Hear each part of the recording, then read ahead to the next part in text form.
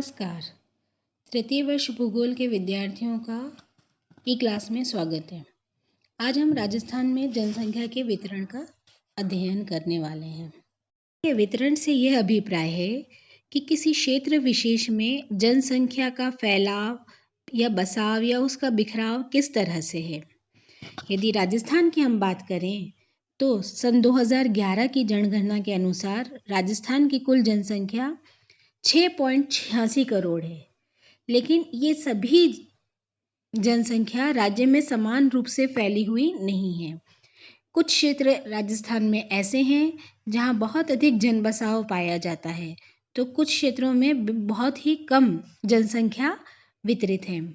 ऐसा क्यों होता है? ये कई कारणों पर निर्भर करता है, जिनमें मुख्य हैं समतल धरातल का होना, उपजाऊ मिट्टी होना, खनिज की उपलब्धता होना, आर्थिक क्रियाओं में सरलता। राजस्थान में यदि जनसंख्या का वितरण हम देखें तो वितरण के आधार पर राजस्थान को 3 भागों में बांटा जा सकता है। सबसे पहला है विरल जनसंख्या का क्षेत्र। राजस्थान का जो पश्चिमी मरुस्थलीय भाग है वो जनसंख्या की दृष्टि से विरल बसाव वाला है। यहाँ पर यद्यपि समतल भूमि मिलती है, परंतु जल की कमी, सूखे की समस्या, अत्यधिक तापांतर और संसाधनों की कमी के कारण यहाँ जीवन कठिन होता है। इसलिए इस क्षेत्र में कम लोग निवास करते हैं। राजस्थान की कुल जनसंख्या का मात्र 40% इस 60% क्षेत्र में बसा हुआ है। इसमें राजस्थान के 12 मरुस्थलीय जिले शामिल हैं, जिनमें बीकानेर, चूरू, जोधपुर, बाड़मेर, जैसलमेर, नागौर, सीकर और झुंझुनू के कुछ क्षेत्र आते हैं। मानचित्र में या खड़ी रेखाओं के द्वारा है मध्यम बसाव का क्षेत्र। राजस्थान के मध्य एवं दक्षिणी अरावली का जो भाग है वह इसमें आता है। इस प्रदेश में धरातल विषम है, कटी फटी भूमि, चट्टानी धरातल और जंगली क्षेत्र मिलते हैं। यहाँ पर जो नदी घाटियाँ या निम्न भूमि है वहाँ पर जनसंख्या थोड़ी सघन रूप से बसी हुई है और यहाँ की अधिकांश जनसंख्या जो है वो आदिवासियों के रूप में है।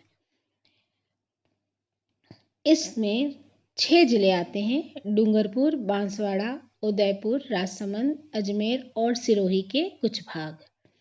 तीसरा है अत्यधिक सघन बसाव का क्षेत्र। इसके अंतर्गत राजस्थान के दक्षिणी पूर्वी पठारी प्रदेश और पूर्व के मैदान आते हैं।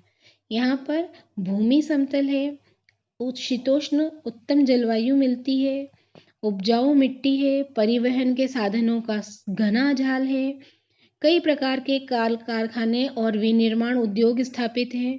इसलिए इस क्षेत्र में आर्थिक क्रियाएं आसानी से और सुचारू रूप से हो जाती हैं।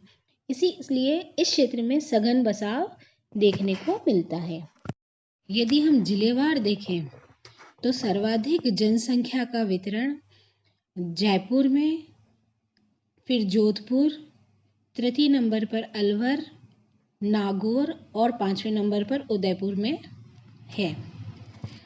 न्यूनतम जनबसाव की दृष्टि से यदि देखा जाए तो सबसे कम जनसंख्या का बसाव जैसलमेर में है, दूसरे नंबर पर प्रतापगढ़ आता है, तीसरे नंबर पर सिरोही, चौथे पे बूंदी और 5वें पे राजसमंद जिला आता है।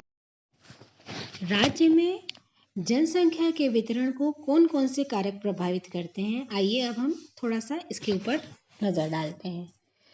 जनसंख्या के वितरण को प्रभावित करने वाले कारकों को हम 2 भागों में रख सकते हैं: भौतिक कारक और मानवीय कारक।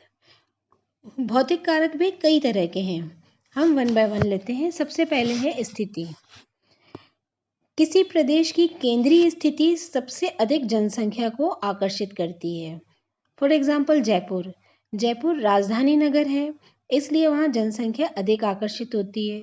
नागौर क्योंकि राजस्थान के बिल्कुल मध्य में आता है, इसलिए भी इसकी स्थिति जनसंख्या को अपनी ओर आकर्षित करती है।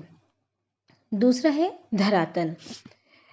जनसंख्या के वितरण को प्रभावित करने में धरातल की एक अहम भूमिका है। अधिकांश जनसंख्या समतल और सरल मैदानी भागों में रहना पसंद करती है, क्योंकि इन क्षेत्रों में आवागमन की सुविधा होती है, आर्थिक क्रियाओं का जमावड़ा होता है, इसलिए जलापूर्ति आदि की कोई इतनी अधिक समस्या नहीं होती। इसलिए समतल धरातली क्षेत्रों में लोग अधिक रहना पसंद करते हैं, बजाय कि नदी घाटियों और उबड़ खाबड़ क्षेत्रों के। तीसरा आता है इसमें ऊंचाई। जनसंख्या की सघनता और ऊंचाई में विपरीत संबंध मिलता है। राजस्थान की 80% जनसंख्या जो है 500 मीटर से कम ऊंचे क्षेत्रों में निवास करती है, क्योंकि ऊंचाई के साथ साथ वायुदाब जो है वो कम होता जाता है और ये मानव स्वास्थ्य के लिए हानिकारक होता है। ऊपर जाने पर ऑक्सीजन कम हो जाता है, आर्थिक क्रियाएं बहुत कम पाई जाती हैं, इसीलिए तुलनात्मक दृष्टि से नीचे क्षेत्र लोगों को अधिक आकर्षित करते हैं। चौथा आता है जलवायु। जलवायु जनसंख्या के वितरण को सर्वाधिक प्रभावित करती है। इनका प्रभाव स्थायी और निरंतर बना रहता है, क्योंकि जलवायु प्रत्यक्ष और अप्रत्यक्ष दोनों ही रूप से मानव की क्रियाकलापों को प्रभावित करती है, इसीलिए ये मानव के बसाव को भी प्रभावित करती है। राजस्थान का पश्चिमी भाग विषम जलवायु के कारण ही विरल या जनशून्य है, जबकि पूर्वी भाग में शीतोष्ण जलवायु पाई जाती है, जो जनसंख्या को अपनी ओर आकर्षित करती है। खनिज संसाधन। किसी क्षेत्र में खनिज संसाधनों का होना वहां आर्थिक क्रियाकलापों की सरलता को दर्शाता है और वहां जनसंख्या धीरे धीरे निवास करने लगती है। नमक उत्पादन के कारण ही नागौर विषम जलवायु होने के बावजूद नागौर खनिज संसाधनों मुख्यकर नमक, मकराना का संगमरमर, किशनगढ़ का संगमरमर और इन सब के कारण बसाव की दृष्टि से राजस्थान का तृतीय जिला बन गया है। अब आते हैं मानवीय कारक। इसमें सबसे ऊपर आता है राजनीतिक कारक। राज्य की राजनीतिक व्यवस्था भी जनसंख्या के वितरण पर प्रभाव डालती है। राज्य सरकार की उदार नीति के कारण पड़ोसी राज्यों से बहुत से शरणार्थी और बेरोजगार लोग आकर जनसंख्या को बढ़ा देते हैं, इसीलिए सीमावर्ती क्षेत्रों में कम बसाव पाया जाता है। दूसरा है सामाजिक कारक। राजस्थान में संयुक्त परिवार प्रणाली, बाल विवाह, धार्मिक कार्यों में संतान उत्पत्ति आदि सामाजिक प्रतिबंध और परंपराओं के चलते कृषि भूमियां बहुत अधिक घनीभूत हो गई हैं। धार्मिक कारक भी इसमें एक अपनी छाप छोड़ते हैं और इसी के कारण धर्म विशेष के लोगों का जमावड़ा एक क्षेत्रों में देखने को मिलता है। तीसरा है सांस्कृतिक कारक। जलवायु और ऋतुओं की कठोरता पर यद्यपि कुछ विजय मिली है, परंतु संस्कृति के कारण भी मानव अपनी भूमि से जुड़ा हुआ रहना चाहता है और इसका वितरण प्रभावित होता है। आर्थिक कारक। राजस्थान के विभिन्न जिलों में भरण पोषण शक्ति या जीविकोपार्जन के साधन समान नहीं मिलते हैं। पहाड़ी भागों में जीविकोपार्जन के साधन सीमित होते हैं, इसलिए वहाँ जनसंख्या कम रहती है। ठीक यही हाल मरुस्थल का भी है। मरुस्थल में जल की कमी के कारण उद्योग धंधे पनप नहीं पाते हैं, इसलिए वहाँ जनसंख्या का बसाव कम देखने को मिलता है।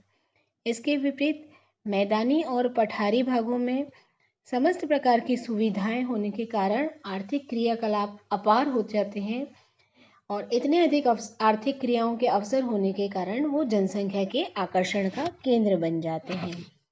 कोटा, उदयपुर आदि इसी कारण से सघन बसाव के क्षेत्र बने हुए हैं। जननांकीय कारक। मनुष्य किसी प्रदेश में अधिक या कम जो भी निवास करता है, इस पे जननांकीय कारक भी अपना छाप छोड़ते हैं। प्राचीन या हमारे पूर्वज जहाँ बसे होते हैं, हम उसी क्षेत्रों में बसना पसंद करते हैं और यही कारक बसाव को भी प्रभावित करते हैं। तो ये था हमारा जनसंख्या वितरण। वितरण और घनत्व में और वृद्धि, ये तीनों ही अलग अलग चीज़ें होती हैं। कृपया वितरण को बसाव के संदर्भ में देखकर इसका अध्ययन करें।